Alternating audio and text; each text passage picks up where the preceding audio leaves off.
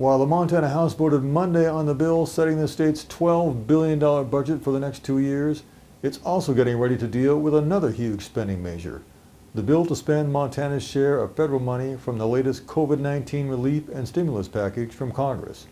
And it's a whole lot of cash. It takes more than 2 months to craft the main state budget bill, but lawmakers have had less than 2 weeks to mash together the bill authorizing as much as $3 billion in federal COVID relief spending. Last Friday, a trio of legislative budget subcommittees made their suggestions for what the bill should contain. The highlights include almost $600 million for building or repairing local water and wastewater systems across the state. That includes $200 million for the St. Mary's irrigation project along the High Line. About $360 million for broadband infrastructure, which would expand access to high-speed internet for those who don't have it. $400 million for K-12 schools to deal with COVID-19 impacts. That includes $7 million for private schools.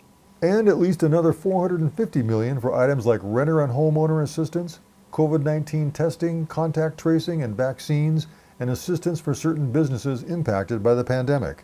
Those amounts don't even include the money that may be used to augment healthcare programs like Medicaid or the Affordable Care Act, additional workforce training, other capital projects, and the state university system. The first draft of the bill likely will be written in a day or two, with its first hearing perhaps later this week.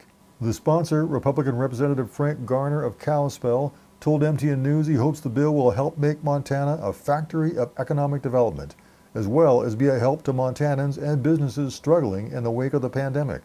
It's also not the only COVID-19 funding bill in play. Another one contains $460 million that Congress authorized last December, and that has yet to be spent by Montana.